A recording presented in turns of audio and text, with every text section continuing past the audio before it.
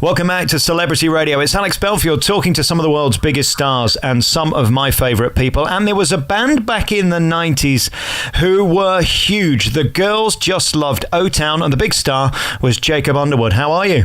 I am doing great, man. How you doing? Hey, listen, I'm delicious, but I'm not as good as you. You join us today live from America.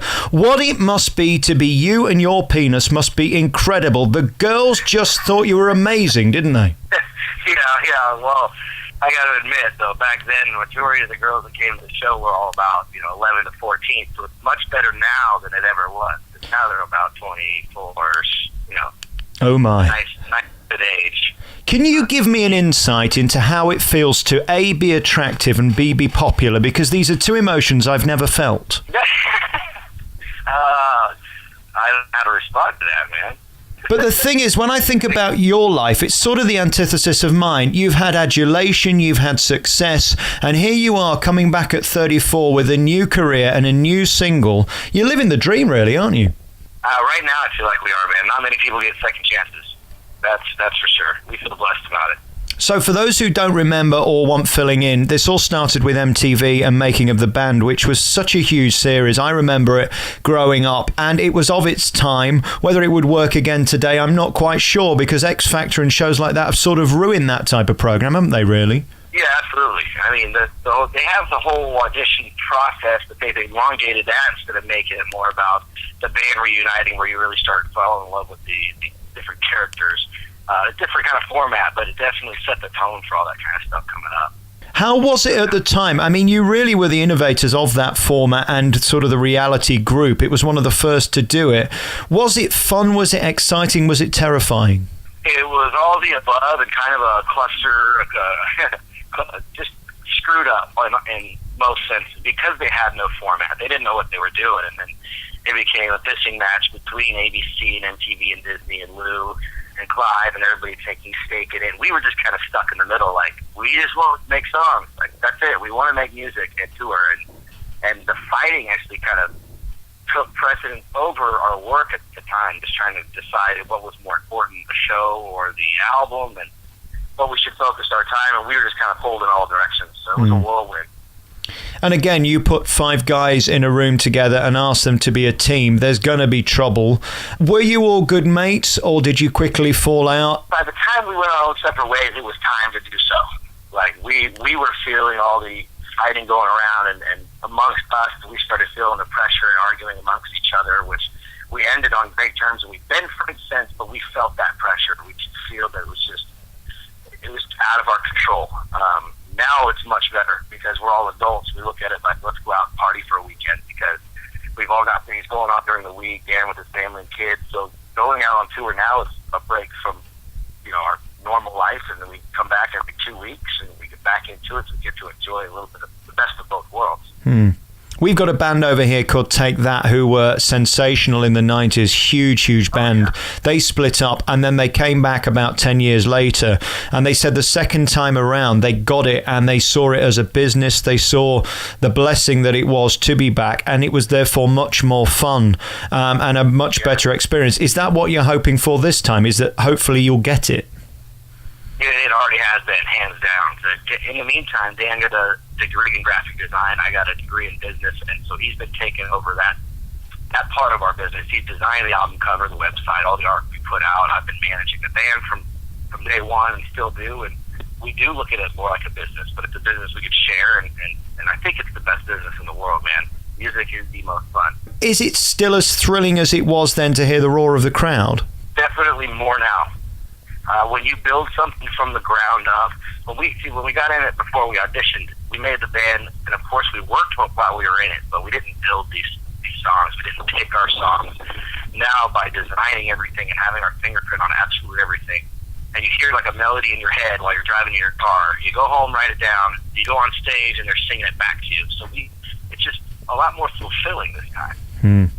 And are there fans that, let's say, are a little too enthusiastic, that verge on being scary? I imagine that when you're in a boy band, your appeal can sort of go from people who just want to see you on stage to those who will sort of follow you back to your hotel room and try and break in if they can.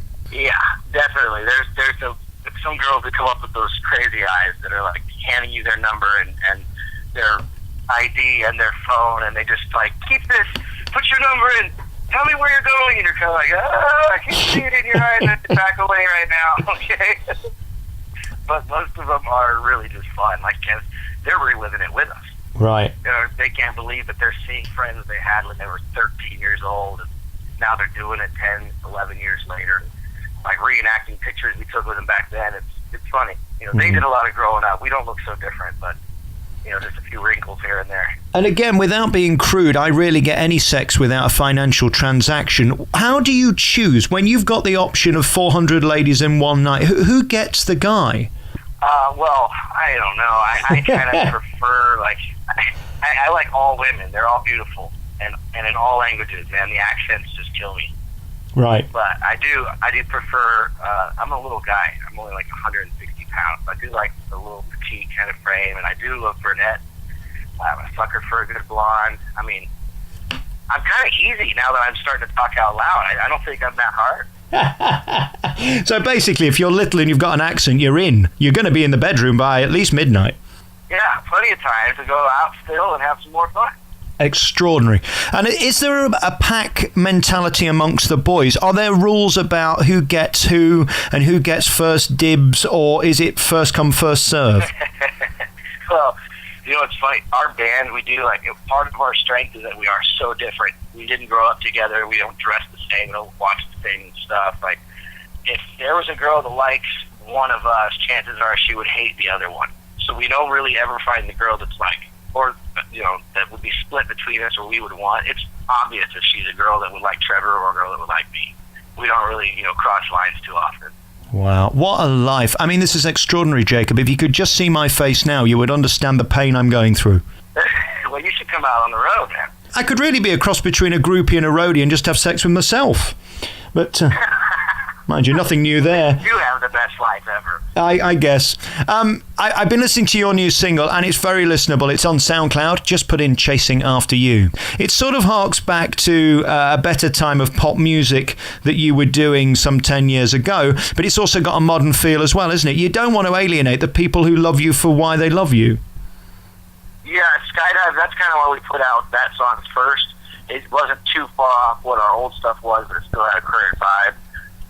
I got to play guitar and piano on it, and my buddy produced a track here in San Diego.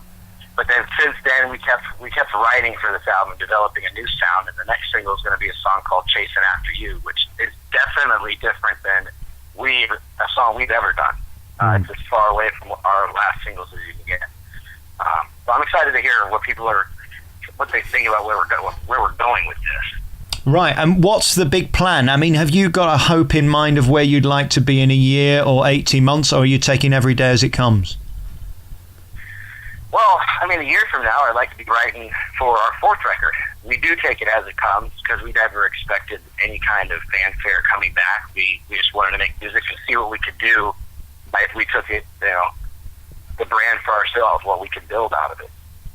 We do hope that there's enough success we can keep this going. Absolutely, man. I love touring over there. It's very interesting when I listened again to All or Nothing just a few minutes ago on YouTube, which has had over 5 million views, extraordinary amount for this record, which is so lovely and of its time, but fundamentally a great love song, isn't it? Are you proud of that record, or does it haunt you in a way? Because it's by far your most popular, probably because it's one of the best. Are you happy with that? We are very proud of it, man. We are proud, thankful, humbled. Clive found that song. He knew right away it was a hit, which that's what he's great at doing. We were just lucky enough that he thought we'd sound great on it. And it was our biggest number one. I mean, Liquid Dreams was the first, but it was just another pop song, where this one has been, it kind of lived with people. Even 11 years later, I still have people come up and say, that was my song at my wedding, or that was my graduation song. And it definitely had a life without us, even. I imagine it must be wonderful knowing that you're going to leave a legacy of memories with your audience. I mean, as you say, that particularly is like one of those songs, a bit like Boyz II Men had one, didn't they? That people take with them through their entire lives. It must be a great thrill to create something like that. It was, man. Like I said, humbled to be a part of it. The people this many years later come up and go, I love that song. Like, what you hope for as an artist is just to put out music that sustains long enough where it makes these kind of memories and it lives with people. And you just keep making songs. because you love it. But every once in a while, you get one that stands out. I think we're just blessed to be the band that got to sing that song. Yeah, you sort of had the best time in the record industry. I look at it now, and everybody in music I speak to is struggling. There isn't the support that there was in your day. As you come back some 10 years later trying to do it all again, it's hugely changed, hasn't it? Oh, yeah. My friend at RCA said that we were the very last video that they ever spent over $1 million on. Wow. Now, videos are about a $50,000 budget for even the biggest artists. It was fun to live that out. It was fun to see the change in the business and how it went from the big machine, which it still thrives with the bigger artists, into more of a do-it-yourself way where artists can get out there and do it more indie like we are. You find a backer, you find some producers that can make the tracks that you want to hear. You work as a team together and you build something from scratch.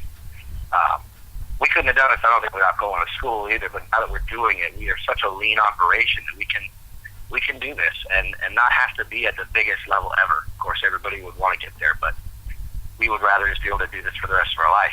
When you're number one and everything is about you, is there any way you can't become an arsehole when everyone around you is giving you everything you want, putting on limousines, giving you private jets, offering the food you want, free access everywhere? It must be hard to keep your feet on the ground.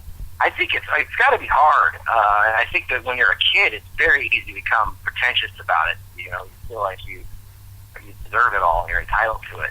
But I also think that no matter how nice of a guy you are at the top, people are going to say you're an asshole because you get pulled on so consistently.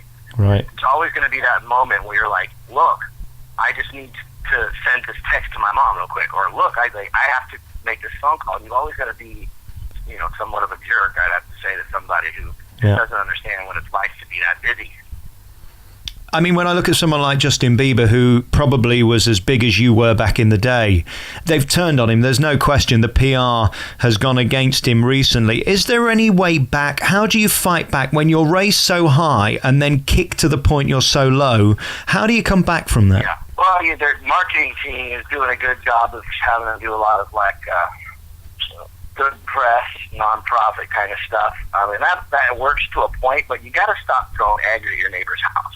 Right. You gotta go to bed by 10. Stop driving under the influence at 140 down the road and think you're above the law. Like, that's really what's caused all this. And if he stopped doing that, I think it'll all go away because people want to like him.